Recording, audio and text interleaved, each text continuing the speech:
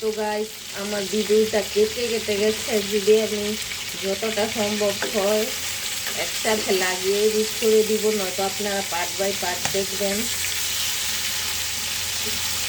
আপনারা যদি আমার পাশে না থেকে ফলো না দেন তাহলে আমি কোনোভাবেই সামনে আগাতে পারবো না।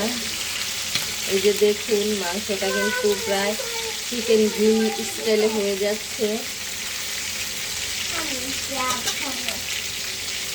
আর ওই পান্তে একটা পাতিল বসিয়ে দিলাম রুটির জন্য, সকালের নাস্তা হবে এটাই। তো দেখুন গাইস আমার পারফেক্টলি হয়ে যাচ্ছে চিকেনগুলি রেডি। এখন পিসগুলি নামিয়ে নিই। তো দেখুন গাইস বাকি এই দুইটা এখন দিয়ে দিচ্ছি।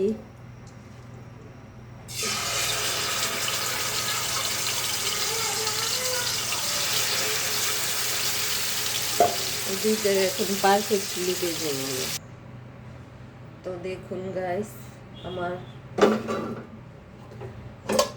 চিকেন গ্রিলটা হয়ে গেছে। এখন এটা আমি নামিয়ে নিচ্ছি। আর এই যে এখন আমি পরোটা করব ঘি ভেজে।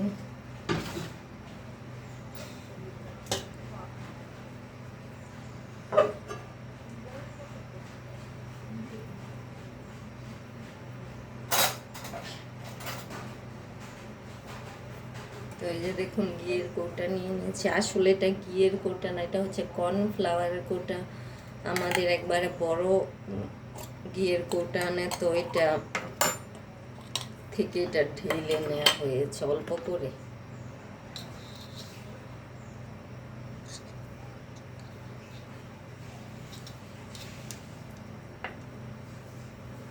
তো আপনাদেরকে এখন দেখাবো আমি কোন স্টাইলে গিয়ে পরোটা ভাজি।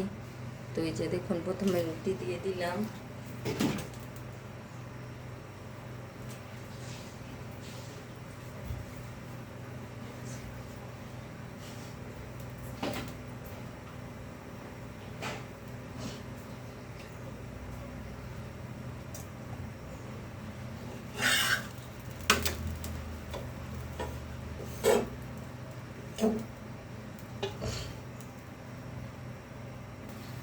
তো দেখুন গাইস আমার রুটিটা এক পিঠ হয়ে গেছে, ফুলছে, তখন একটু আমি চাপ দিয়ে দিয়ে দিচ্ছি ফুলার জন্য।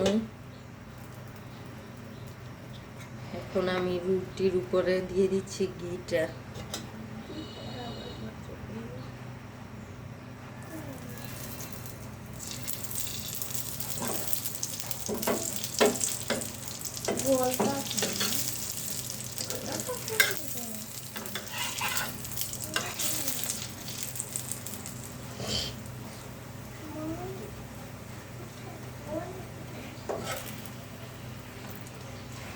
এই যে দেখুন পরোটাটা ফুলছে ভালো করে।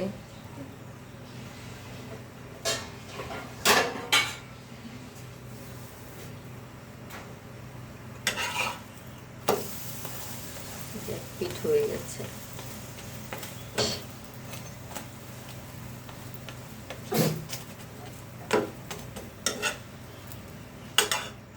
এই যে আমার হয়ে গেছে পারফেক্ট ঘিয়ে ভাজা পরোটা।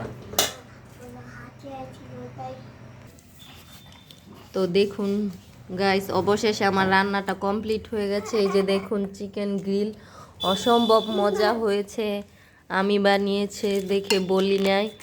আপনারা একবার চেষ্টা করে দেখতে পারেন এরকম স্টাইলে আমার রেসিপিটা ফলো করে কেমন হয়। রেস্টুরেন্টে তো ভেজাল জিনিস দিয়ে তৈরি করে, তো আমি এখানে সব কিছু ভালো ভালো জিনিস দিয়ে তৈরি করেছি। আর এই যে দেখুন এখানে এটা আমি ঘিয়ে ভাজা পরোটা বানিয়েছি, আর একটা দেখুন ঘিয়ে ভাজা ছাড়া শুধু আটার রুটি তৈরি করেছি, কারণ আমার মেয়েরা ঘিয়ে ভাজা পরোটা বা তেলে ভাজা পছন্দ করে না, আবার দোকানেরটা পছন্দ করে, বাড়িরটা পছন্দ করে না। তো আমার আজকের ভিডিও এই পর্যন্তই শেষ। আসসালামু আলাইকুম।